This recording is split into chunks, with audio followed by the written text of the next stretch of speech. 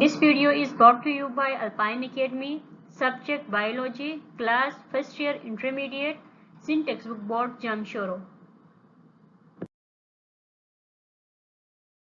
Biology. बिस्मिल्लाहिर्रहमानिर्रहीम, अस्सलाम वालेकुम। आज हम चैप्टर नंबर 1 के दो टॉपिक्स को डिस्कस करेंगे। पहले हम डिस्कस करेंगे लेवल्स ऑफ बायोलॉजिकल ऑर्गेनाइजेशन और इसके बाद हम डिस्कस करेंगे लिविंग वर्ल्ड के बारे में। Levels of biological organization.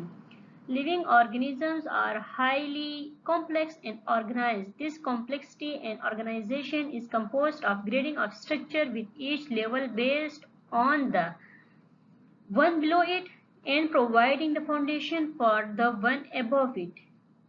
जो लिविंग ऑर्गेनिज्म की बॉडी है उसको अगर हम देखते हैं तो वो हाईली कॉम्प्लेक्स है, बहुत पेचीदा है और वो एक ख़ास तरतीब से बनी हुई है, यानी ये वेल ऑर्गेनाइज्ड है। सही है। और ये जो ऑर्गेनाइजेशन है या फिर ये जो जो ऑर्गेनिजम्स है वो कॉम्प्लेक्स है। ये असल में बने हुए होते हैं ऐसे स्ट्रक्चर से जिसमें सबसे जो छोटा या सबसे जो निचला दर्जा होता है वो फिर आपस में मिल जाता है, तो वो एक बड़े लेवल का एक ऑर्गेनाइजेशन बनाता है। जब उसके ऑर्गेनाइजेशन होने के बाद जब वो आपस में मिल जाते हैं तो वो अपने से बड़े एक ऑर्गेनाइजेशन को बनाते हैं। Life is based on a chemical reaction. This foundation is based on element each of which is a unique type of matter. ये जो लाइफ चलती है क्यों चलती है? लाइफ इसलिए चलती है क्योंकि एक लिविंग ऑर्गेनिज्म के बॉडी में बहुत सारे केमिकल रिएक्शंस होते हैं और ये रिएक्शन जो हैं वो एंजाइम्स की वजह से बहुत फास्ट होते हैं। नहीं तो जिंदगी के एक रिएक्शन को भी कंप्लीट होने में कई साल लगते हैं, उसके लिए बहुत वक्त दरकार होता है। और इन रिएक्शंस को स्पीड अप करने के लिए डिफरेंट एंजाइम्स होते हैं। This foundation is based on elements each of which is a unique type of matter. अब ये जो फाउंडेशन है ये कैसे बनी है? फाउंडेशन तो है केमिकल फाउंडेशन की वजह से, डिफरेंट केमिकल रिएक्शंस की वजह से लाइफ चलती है, ये तो हमने कह दिया। तो अब ये फाउंडेशन खुद किस चीज से बने हैं? तो फाउंडेशन जो है डिफरेंट एलिमेंट्स से बने हुए होते हैं। जो डिफरेंट एलिमेंट्स होते हैं जब वो आपस में मिलते हैं तो वो एक फाउंडेशन को ऑर्गेनाइज करते हैं। सही है। और ये यूनिक टाइप ऑफ मैटर्स होते हैं। सही है। तो वो एलिमेंट्स जिनकी वजह से एक लिविंग ऑर्गेनिज्म की बॉडी होती है या उसके अंदर जितने भी केमिकल रिएक्शंस जो होते हैं उन एलिमेंट्स को हम कहते हैं बायो एलिमेंट्स। सही है। जैसे कि प्रोटीन्स है, लिपिड्स हैं या फिर और भी बहुत सारे बायो एलिमेंट्स होते हैं। नेचुरली जो है एलिमेंट्स को, ये आपके कोर्स में तो शामिल नहीं है लेकिन ये बात स्टूडेंट्स को स्पेशली जो लेवल ऑफ बायोलॉजिकल ऑर्गेनाइजेशन के टॉपिक में स्टूडेंट्स को मालूम होनी चाहिए। नेचुरली जो है 92 एलिमेंट्स मौजूद होते हैं, लेकिन इनमें से 16 एलिमेंट्स ऐसे होते हैं जिनको हम बायो एलिमेंट्स कहते हैं क्योंकि ये लिविंग ऑर्गेनिजम्स की बॉडी में इनका हिस्सा होता है या इनकी वजह से लिविंग ऑर्गेनिज्म की बॉडी बनती है। सही है। और जो है जितने भी लिविंग ऑर्गेनिजम्स हैं उनकी लाइफ का मास जो है वो इस पर डिपेंड करता है। इनमें से जो है 6 जो है वो ऐसे ऑर्गेनिजम्स होते हैं जिनकी वजह से बॉडी मास बनता है, यानी वो 99% जो बॉडी का मास है वो इन 6 एलिमेंट की वजह से बनता है। 6 एलिमेंट कौन कौन से? ऑक्सीजन है, कार्बन है, नाइट्रोजन, हाइड्रोजन, कैल्शियम है और फॉस्फोरस है। बाकी रिमेनिंग 10 जो हैं वो 1% बॉडी का मास बनाते हैं। तो 16 एलिमेंट जो होते हैं वो बायो एलिमेंट्स होते हैं।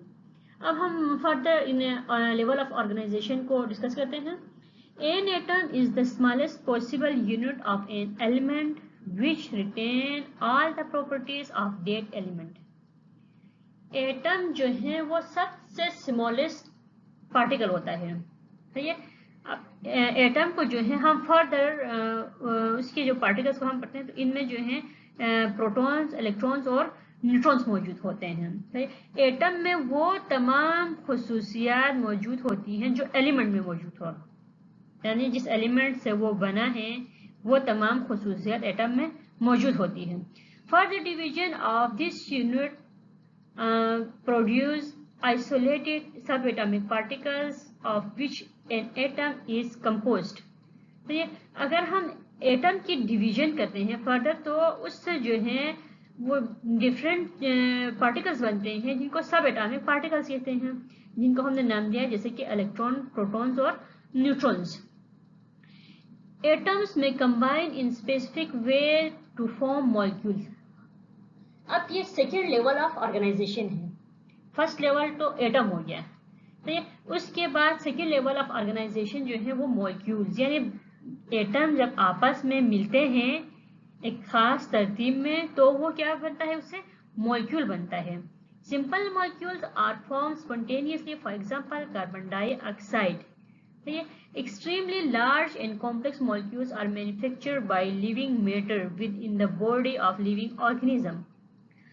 जो सिंपल मॉलिक्यूल होता है वो स्पॉन्टेनियसली बनता है जैसे कि कार्बन डाइऑक्साइड, जबकि जो बड़े मॉलिक्यूल्स होते हैं या फिर जो कॉम्प्लेक्स मॉलिक्यूल्स होते हैं वो लिविंग मैटर से मैन्युफैक्चर होते हैं। And the molecule of living matter are mostly based on carbon and provide building blocks of living matter. This is called organic molecule. Organic molecule जो है वो ऐसे मॉलिक्यूल्स को हम कहते हैं जो कार्बन कंटेनिंग मॉलिक्यूल्स होते हैं, सही है, जिनमें कार्बन मौजूद होता है, उनको हम कहते हैं organic molecules. Molecules of different elements comprises a compound. अब बहुत सारे मॉलिक्यूल जब आपस में मिलते हैं, दो या दो से ज्यादा मॉलिक्यूल यानी मॉलिक्यूल के मुरक्कब को हम कंपाउंड कहते हैं। Along with organic compound, inorganic compound and also associated with living organism, for example human blood। अब कंपाउंड जो है वो ऑर्गेनिक भी हो सकते हैं, इनऑर्गेनिक भी हो सकते हैं, यानी ये कार्बन कंटेनिंग भी हो सकते हैं या फिर इनमें कार्बन मौजूद नहीं भी हो सकता।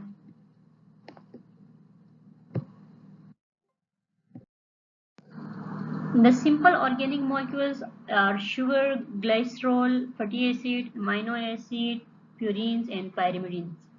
जो सिंपल ऑर्गेनिक मॉलिक्यूल्स होते हैं वो शुगर है, ग्लाइसरॉल है, fatty acid, amino acid, purine और पायरिमिडीन्स हैं।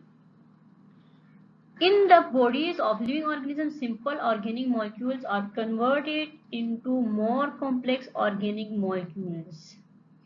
जो लिविंग ऑर्गेनिजम्स की बॉडी है उनमें जो सिंपल ऑर्गेनिक मॉलिक्यूल्स हैं वो बड़े मॉलिक्यूल्स में या फिर कॉम्प्लेक्स ऑर्गेनिक मॉलिक्यूल्स में कन्वर्ट होते हैं। They are recognised as the 3 categories of the food और natural macromolecule and they are required by living organisms. These are carbohydrates, lipids and proteins।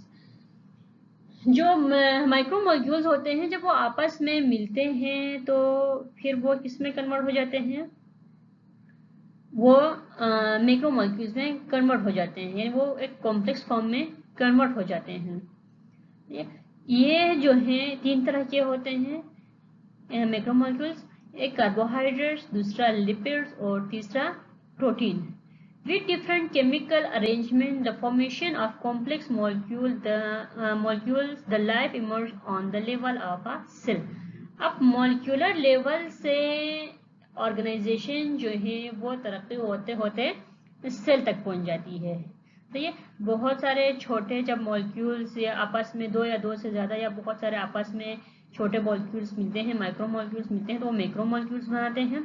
इसी तरह जब डिफरेंट मॉलिक्यूल्स की अरेंजमेंट होती है या उनकी ऑर्गेनाइजेशन होती है एक कॉम्प्लेक्स फॉर्म में तो वो सेल के लेवल तक जाता है। Like an atom is the smallest unit of matter, a cell is the smallest unit of life. जिस तरह किसी भी मैटर का जो स्मॉलेस्ट यूनिट होता है वो मैटर होता है, इसी तरह जो सेल है वो बेसिक यूनिट ऑफ लाइफ है। बेसिक यूनिट ऑफ लाइफ यानी वो स्मॉलेस्ट यूनिट ऑफ लाइफ है, यानी जिंदगी का तसलसल यहाँ से शुरू हो जाता है। Fundamentally all cell contain gene which are functional units of DNA. Gene जो है वो फंक्शनल यूनिट है डीएनए का, ठीक है, और हर सेल में जो है ये जीन्स मौजूद होते हैं, यानी इनमें डीएनए मौजूद होता है और वो अपने जेनेटिक मटेरियल को फर्दर जो है उसको ट्रांसफर करते हैं। The genes provide necessary information needed to control the life of the cell. The gene provide necessary information. Gene जो है वो मखसूस इंफॉर्मेशन को प्रोवाइड करता है जो सेल की लाइफ को रिटेन करने के लिए या फिर सेल के सर्वाइवल के लिए ज़रूरी होती हैं। जो सब सेलुलर स्ट्रक्चर होते हैं उनको ऑर्गेनेल्स कहते हैं, यानी एक सेल में जो है बहुत सारे छोटे छोटे स्ट्रक्चर्स मौजूद होते हैं जिनको सब सेलुलर स्ट्रक्चर कहते हैं और उनका स्पेसिफिक नाम जो है वो ऑर्गेनेल्स है, उनको ऑर्गेनेल्स का नाम दिया जाता है। Function as a chemical factories and use the information in the gene to keep the cell alive. जिस तरह एक फैक्ट्री को चलाने के लिए अंदर बहुत सारे मजदूर काम करते हैं, इसी तरह एक सेल को मेंटेन रखने के लिए, उसको सरवाइव रखने के लिए उसके अंदर फर्दर छोटे छोटे सेलुलर बॉडीज होती हैं, वो मिलके काम करती हैं, उनको ऑर्गेनेल्स कहते हैं। जैसे कि माइटोकॉन्ड्रिया है, plasma membrane, cell membrane, Golgi bodies etcetera. Some organisms, mostly microscopic, consist of one cell, but larger organisms are composed of many cells. ये हमने पहले भी डिस्कस किया है, यूनिसेलर और मल्टीसेलर, यानी जो एक ही सेल पर मुश्तमिल होता है उसको यूनिसेलर कहते हैं, जबकि जो ज़्यादा सेल्स पर मुश्तमिल होते हैं उनको मल्टीसेलर कहते हैं। और जो यूनिसेलर होते हैं वो ऑर्गेनिज्म मोस्टली माइक्रोस्कोपिक होते हैं। In these multicellular organisms, cells of similar type form tissues. यानी एक जैसे सेल जो हैं जब आपस में मिलते हैं तो वो टिश्यू बनाते हैं। तो बहुत सारे सेम टाइप ऑफ सेल जो हैं जब आपस में मिलते हैं तो वो टिश्यू बनाते हैं, which perform a particular function, और वो एक खास फंक्शन को परफॉर्म करते हैं। जैसे कि नर्वस टिश्यूज हैं, इसके बाद कनेक्टिव टिश्यूज हैं, जाइलम टिश्यूज है, फ्लोएम टिश्यूज है, यानी इनका स्पेसिफिक जो है वो फंक्शन होता है। जैसे कि जाइलम टिश्यू है कंडक्शन ऑफ वाटर करेगा, फ्लोएम टिश्यू है कंडक्शन ऑफ फूड करेगा, इसी तरह नर्वस टिश्यूज है वो उनका काम ब्रेन में होता है। इसके बाद है various tissues type combine to make up an organ. अब ऑर्गेनाइजेशन की नेक्स्ट लेवल टिश्यू के बाद ऑर्गन है। जब टिश्यूज आपस में मिलते हैं, मुख्तलिफ टिश्यूज या बहुत सारे टिश्यूज आपस में मिलते हैं तो वो एक ऑर्गन बनाते हैं। फॉर एग्जाम्पल द ब्रेन, जैसे कि दिमाग, heart. Several organs that collectively perform a single function form an organ system. जब बहुत सारे ऑर्गन जो है मिल के काम करते हैं तो उससे क्या बनता है, ऑर्गन सिस्टम बनता है। For example, together the brain, spinal cord, sense organs and nerves form the nervous system. अब जो नर्वस सिस्टम है उसको बनाने में सेंस ऑर्गन भी काम करते हैं, स्पाइनल कॉर्ड भी काम करता है और ब्रेन भी काम करता है। इसी तरह अगर हम डाइजेस्टिव सिस्टम को हम देखते हैं तो उसमें जो है आपका एसोफेगस, माउथ, इसके बाद आपके इंटेस्टाइन्स, स्टोमक, ये सब आपस में ऑर्गन्स मिलके काम करते हैं तो डाइजेस्टिव सिस्टम जो है वो परफॉर्म होता है, या वो डाइजेस्टिव सिस्टम जो है वो अपना काम जो है सरंजाम देता है। Altogether, different organ systems functioning in a highly advanced coordination and cooperate make up an individual whole organism. अब ये जो different organ system हैं, ये जो आपस में मिलते हैं तो एक organism को बनाते हैं, यानी एक body बनाते हैं। For example, आप human body को देखें, इसके अंदर बहुत सारे system होते हैं, digestive system, इसके बाद nervous system, रिस्पायरेटरी सिस्टम, यानी एक बॉडी को चलाने के लिए बहुत सारे या डिफरेंट ऑर्गन सिस्टम की जरूरत होती है। जब बहुत सारे ऑर्गन सिस्टम जो है मिल के काम करते हैं तो एक बॉडी जो है वो अपने आप को मेंटेन रखती है, या वो एक ऑर्गेनिज्म जो है अपने आप को मेंटेन रखता है। A group of very similar interbreeding organisms constitute a species. अब species कैसे बनती है? बहुत सारे ऑर्गेनिज्म जो हैं जो एक दूसरे के साथ इंटरब्रीडिंग कर सके, यानी उनमें जो है अमल तौलीद का प्रोसेस हो सके और उनसे फर्दर उनके जो है ऑफस्प्रिंग्स बन सके, तो ऐसे ग्रुप ऑफ जो ऑर्गेनिजम्स होते हैं उनको स्पीशीज कहते हैं. Member of the same species living in close association in a given area are considered population. अगर यही स्पीशीज, यही ग्रुप ऑफ जो सिमिलर इंटरब्रीडिंग ऑर्गेनिजम्स होते हैं वो किसी खास एरिया में मिलकर रहते हैं तो उनको हम पॉपुलेशन कहते हैं. जैसे कि ह्यूमन पॉपुलेशन, ठीक है, अगर प्लांट जो है सेम प्लांट्स सेम पोजीशन पे या सेम एरिया में रहते हैं तो हम वहां पे उसको कहेंगे कि यहाँ पे प्लांट पॉपुलेशन है. Population of several species living and interacting in the same area from a community. जब population जो है दो या दो से या फिर मुख्तलिफ किस्म के populations different species के आपस में जब मिल के रहते हैं तो उनको हम community कहते हैं. जैसे कि एक देहात का माहौल देखिए तो वहाँ पे इंसान भी रहते हैं, वहाँ पे मुर्गियां भी होती है, साथ में वहाँ पे जानवर भी होते हैं और पौधे भी होते हैं. इसी तरह जितने भी लिविंग ऑर्गेनिज्म, चाहे वो प्लांट हो, चाहे वो एनिमल हो या फिर चाहे वो ह्यूमन हो, जब आपस में मिल के रहते हैं किसी खास एरिया में तो उसको हम कम्युनिटी कहते हैं. A community with its environment including land, water and atmosphere constitute ecosystem. अब जो है वो कम्युनिटी किसी खास माहौल में रहती है जहाँ पे लैंड भी शामिल है, पानी भी शामिल है उसमें और उसका एटमॉस्फेयर भी शामिल है, वहाँ की आबो हवा भी उसमें शामिल है, तो उसको हम कहते हैं इकोसिस्टम. यानी बहुत सारी कम्युनिटीज आपस में मिल के भी रह रही हैं और वहाँ पे नॉन लिविंग फैक्टर्स भी मौजूद हैं, तो हम उस एरिया को क्या कहेंगे, वहां का ये इकोसिस्टम है. Finally the entire surface region of the earth inhabited by living things is called biosphere. और ऑर्गेनाइजेशन का ये सबसे टॉप में जो इसके लेवल है वो बायोस्फीयर है. यानी जितने भी जो लिविंग ऑर्गेनिजम्स हैं वो किसी एरिया में रहते हैं, जिस सरफेस पे जमीन के जिस हिस्से में वो रहते हैं उस एरिया को या उस जगह को बायोस्फीयर कहा जाता है. जितने भी ये जो पॉइंट्स हमने लेवल ऑफ ऑर्गेनाइजेशन के पढ़े हैं इन सब में से जो है एमसीक्यूज भी बनते हैं और इनमें से शॉर्ट क्वेश्चन आंसर्स भी बनते हैं. ये पेज नंबर 6 पे देखें, figure number 1.1 level of organisation. आप सबसे नीचे देखें सब एटॉमिक पार्टिकल्स. ठीक है, सब एटॉमिक पार्टिकल्स यानी वो पार्टिकल्स होते हैं जो आपस में मिलकर एक एटम को बनाते हैं. तो वो पार्टिकल्स कौन कौन से हैं, प्रोटॉन है, न्यूट्रॉन है और इलेक्ट्रॉन्स होते हैं. सही है. उसके बाद जो नेक्स्ट लेवल है इसी के ऊपर देखिए एटम.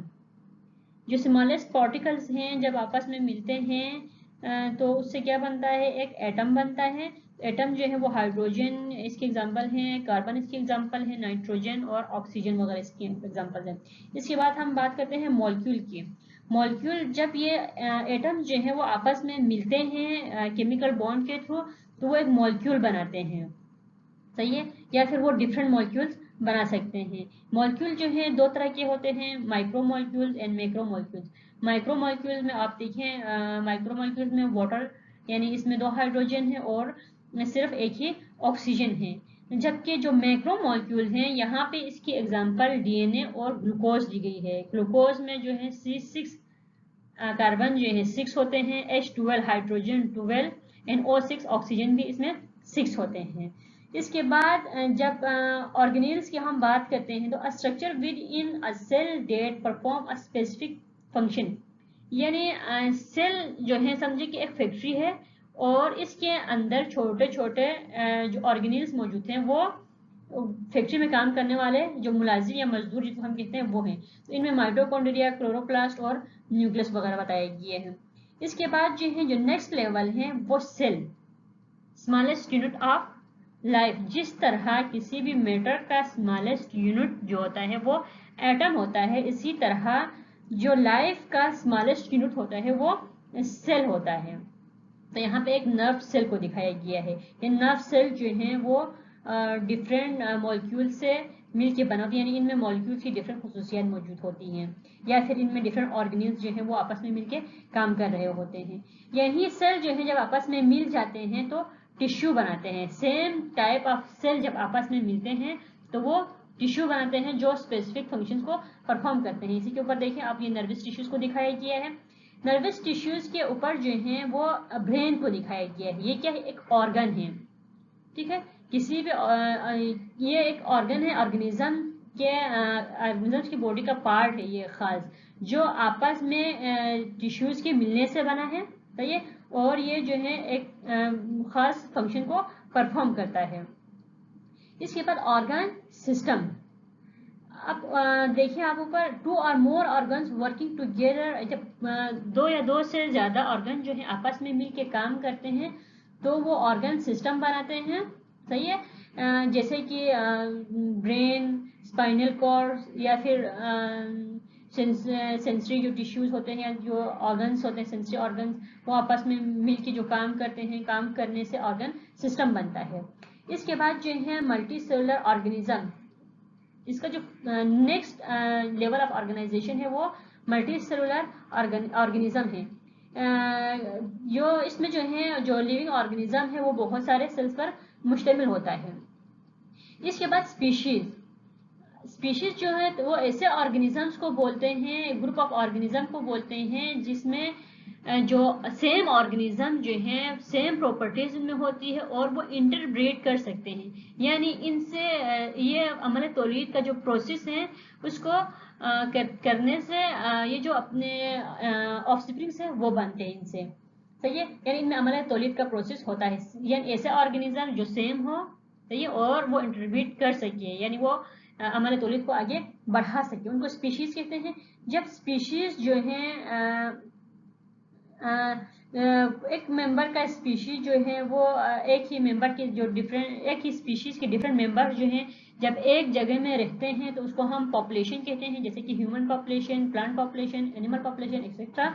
लेकिन शर्त यह कि वो सेम एरिया में रह रहे हों, जैसे कि हम कहते हैं कि पाकिस्तान की आबादी, यानी पाकिस्तान में रहने वाले लोग। उसके बाद कम्युनिटी। कम्युनिटी को अगर हम देखते हैं तो इसमें 2 या 2 से ज़्यादा पॉपुलेशन या डिफरेंट स्पीशीज़ की आपस में रहती हैं, सही है। 2 या 2 से ज़्यादा पॉपुलेशन लेकिन डिफरेंट स्पीशीज़ की। जैसे कि देखिए कि आप हमारे इंसान भी रहते हैं हम, और हमारे साथ जानवर भी हैं और पौधे भी हैं। तो डिफरेंट कम्युनिटी जो हैं जब आपस में मिलती हैं तो एक इकोसिस्टम बनाती है, सही है। अब कम्युनिटी में डिफरेंट पॉपुलेशंस होती हैं, और इकोसिस्टम में डिफरेंट कम्युनिटी के साथ साथ हमारे जो नॉन लिविंग फैक्टर्स हैं उनका भी यहाँ पे अमल दखल होता है। यानी इकोसिस्टम जो है किसी भी खास एरिया में रहने वाले लिविंग ऑर्गेनिज्म और नॉन लिविंग ऑर्गेनिजम्स को हम कह सकते हैं, सही है। इसके बाद जो है बायोस्फीयर, ये सबसे टॉप लेवल या हाईएस्ट जो लेवल ऑफ ऑर्गेनाइजेशन होता है। इसमें जो है जितने भी लिविंग ऑर्गेनिज्म जो हैं अर्थ के जिस पार्ट पर रहते हैं, चाहे वो लिविंग हो चाहे वो नॉन लिविंग हो, लेकिन अर्थ के उस पार्ट को जहाँ पे लाइफ एग्जिस्ट करती है और वहाँ पे नॉन लिविंग कंपोनेंट्स भी होते हैं, उसको बायोस्फीयर कहते हैं। किसी भी किस्म के क्वेश्चन या क्वेरी के लिए हमसे आप कांटेक्ट कर सकते हैं व्हाट्सएप पे, या हमें ईमेल कर सकते हैं। इसके अलावा प्लीज़ हमारे यूट्यूब के चैनल अल्पाइन एकेडमी को ज़रूर सब्सक्राइब करें। Thank you.